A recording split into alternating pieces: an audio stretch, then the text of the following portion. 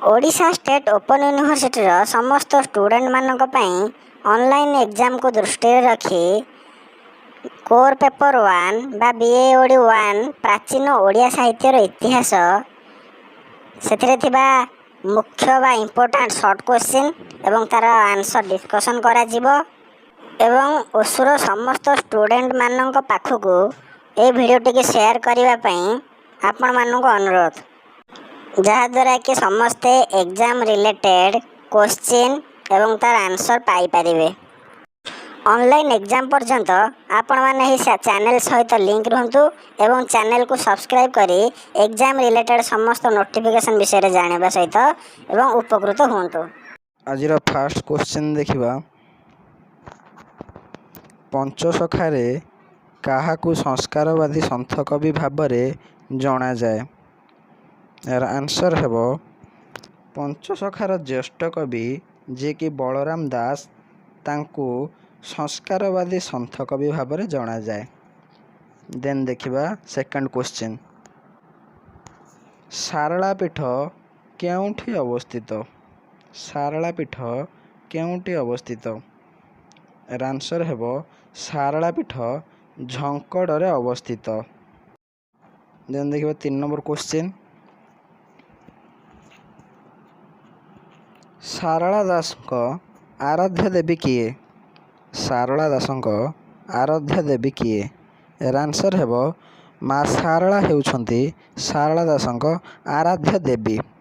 Then देखिबा 4 number question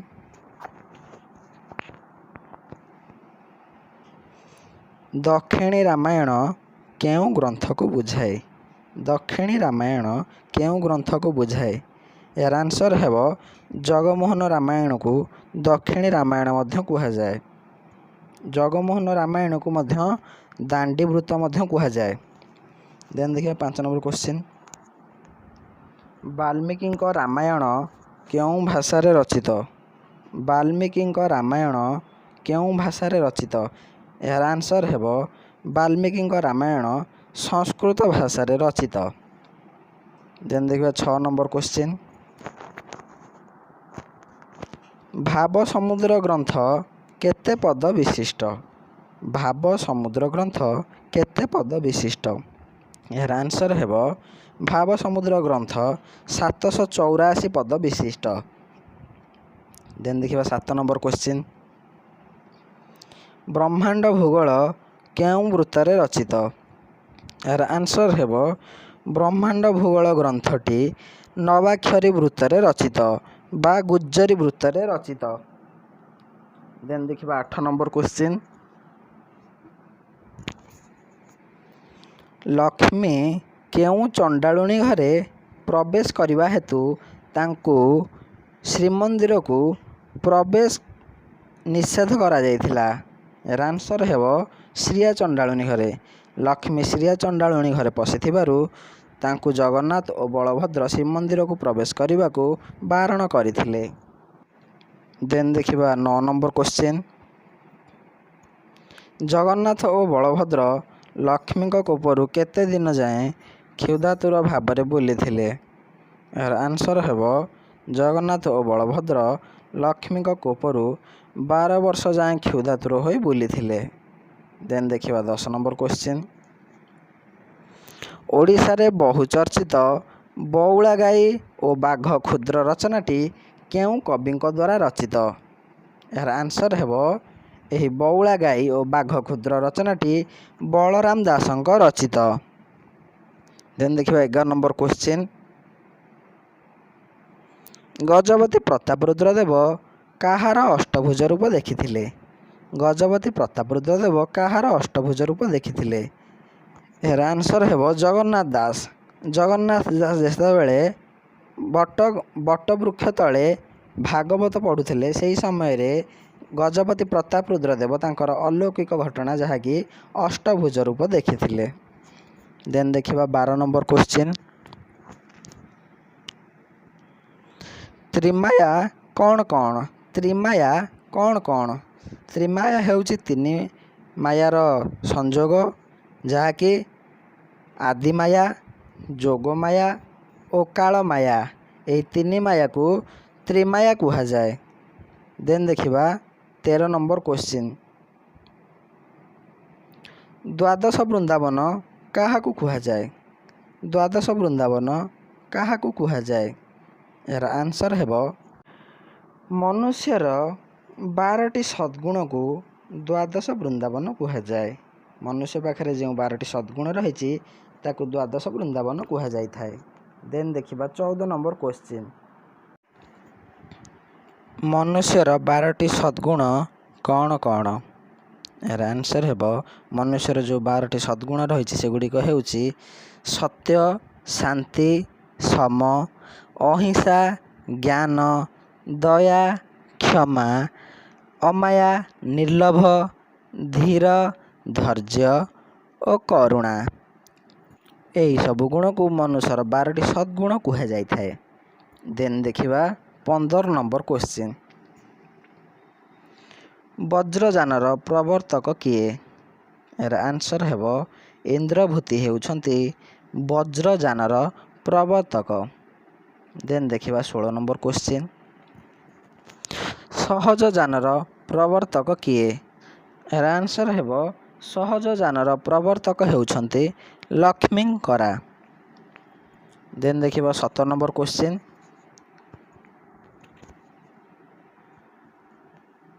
କେତେ ବର୍ଷ ବୟସରେ ଖାରବେଳ ରାଜସିଂହାସନ ଆରୋହଣ କରିଥିଲେ? ଏହାର ଆନ୍ସର୍ ହେବ ଖାରବେଳ ମାତ୍ର 24 ବର୍ଷ ବୟସରେ ରାଜସିଂହାସନ ଆରୋହଣ କରିଥିଲେ। ଦେନ୍ ଦେଖିବା 18 ନମ୍ବର କ୍ୱେଶ୍ଚିନ୍। ବୃହତ ସଂହିତା ଗ୍ରନ୍ଥର ରଚୟିତା କିଏ? ଏହାର ଆନ୍ସର୍ ହେବ ବରାହ ମିହିର ହେଉଛନ୍ତି ବୃହତ ସଂହିତା ଗ୍ରନ୍ଥର ରଚୟିତା।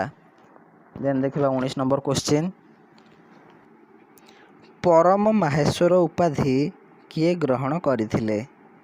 ଏହାର ଆନ୍ସର୍ ହେବ ରାଜା ଚୋଡ଼ଗଙ୍ଗ ଦେବ ପରମ ମାହେଶ୍ୱର ଉପାଧି ଗ୍ରହଣ କରିଥିଲେ। ଦେନ୍ ଦେଖିବା 20 ନମ୍ବର କ୍ୱେଶ୍ଚିନ୍।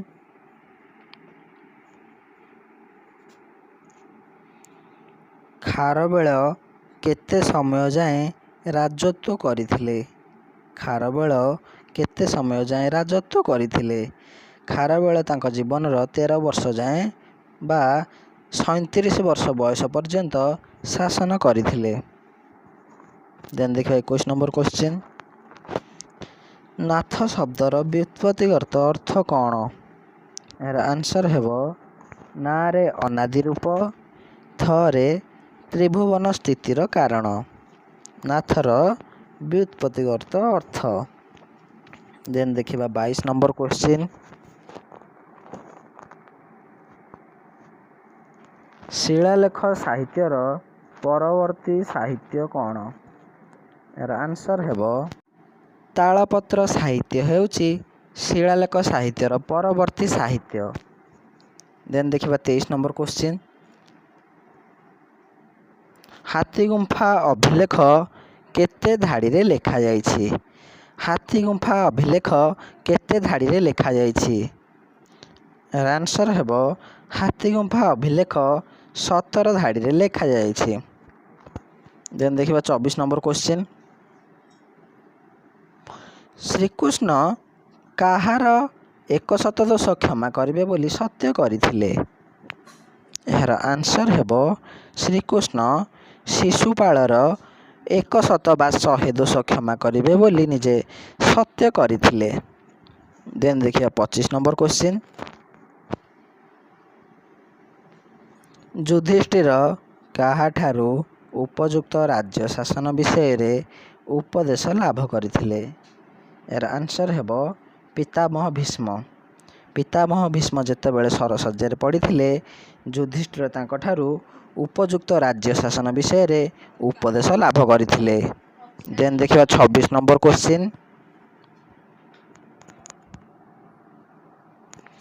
ମହିଷାସୁର କାହା ବରରେ ବଳିୟାନ ହୋଇଥିଲା? ମହିଷାସୁର କାହା ବରରେ ବଳିୟାନ ହୋଇଥିଲା? ଏହାର ଆନ୍ସର୍ ହେବ ମହିଷାସୁର ବ୍ରହ୍ମାଙ୍କ ବରରେ ବଳିୟାନ ହୋଇଥିଲା। ଦେନ୍ ଦେଖିବା 27 ନମ୍ବର କ୍ୱେଶ୍ଚିନ୍। ସାରଳା ଦାସଙ୍କ ପ୍ରକୃତ ନାମ କ'ଣ? ସାରଳା ଦାସଙ୍କ ପ୍ରକୃତ ନାମ କ'ଣ? ଏହାର ଆନ୍ସର୍ ହେବ ସାରଳା ଦାସଙ୍କ ପ୍ରକୃତ ନାମ ହେଉଛି ସିଦ୍ଧେଶ୍ୱର ପରିଡ଼ା। ଦେନ୍ ଦେଖିବା 28 ନମ୍ବର କ୍ୱେଶ୍ଚିନ୍। ସାରଳା ଦାସ ତାଙ୍କ ରଚନାରେ କାହାକୁ ସମ୍ମାନ ଜଣାଇ ରଚନା କରୁଥିଲେ?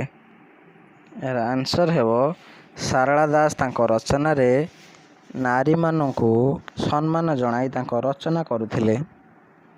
ଦେନ୍ ଦେଖିବା 29 ନମ୍ବର କ୍ୱେଶ୍ଚିନ୍। ପୁରୁଷୋତ୍ତମ ଦେବ କେଉଁ ରାଜ୍ୟର ରାଜକନ୍ୟାଙ୍କୁ ବିବାହ କରିଥିଲେ? ପୁରୁଷୋତ୍ତମ ଦେବ କେଉଁ ରାଜ୍ୟର ରାଜକନ୍ୟାଙ୍କୁ ବିବାହ କରିଥିଲେ? ଏହାର ଆନ୍ସର୍ ହେବ ପୁରୁଷୋତ୍ତମ ଦେବ କାଞ୍ଚି ରାଜ୍ୟର ରାଜକନ୍ୟାଙ୍କୁ ବିବାହ କରିଥିଲେ। ଦେନ୍ ଦେଖିବା 30 ନମ୍ବର କ୍ୱେଶ୍ଚିନ୍। ପୁରୁଷୋତ୍ତମ ଦେବ କାଞ୍ଚି ରାଜ୍ୟର ରାଜାଙ୍କୁ ଯୁଦ୍ଧରେ ପରାସ୍ତ କରି ତାଙ୍କ ରାଜକନ୍ୟାକୁ ବିବାହ କରିବା କଥା କେଉଁ ପ୍ରସଙ୍ଗରୁ ଜଣାପଡ଼ିଥାଏ? ଏହାର ଆନ୍ସର୍ ହେବ କାଞ୍ଚି ଅଭିଯାନ। କାଞ୍ଚି ଅଭିଯାନ ପ୍ରସଙ୍ଗରୁ ପୁରୁଷୋତ୍ତମ ଦେବ କାଞ୍ଚି ରାଜାର ରାଜ୍ୟଙ୍କୁ ପରାସ୍ତ କରି ତାଙ୍କ ରାଜଜେମାଙ୍କୁ ବିବାହ କରିଥିବା ପ୍ରସଙ୍ଗରେ ଜଣାପଡ଼େ। ଦେନ୍ ଦେଖିବା 31 ନମ୍ବର କ୍ୱେଶ୍ଚିନ୍। ସୂର୍ଯ୍ୟବଂଶର ପ୍ରଥମ ରାଜା କିଏ? ସୂର୍ଯ୍ୟବଂଶର ପ୍ରଥମ ରାଜା କିଏ? ଏହାର ଆନ୍ସର୍ ହେବ ସୂର୍ଯ୍ୟବଂଶର ପ୍ରଥମ ରାଜା ହେଉଛନ୍ତି କପିଳେନ୍ଦ୍ର ଦେବ, ଯିଏକି ସୂର୍ଯ୍ୟବଂଶର ପ୍ରତିଷ୍ଠାତା।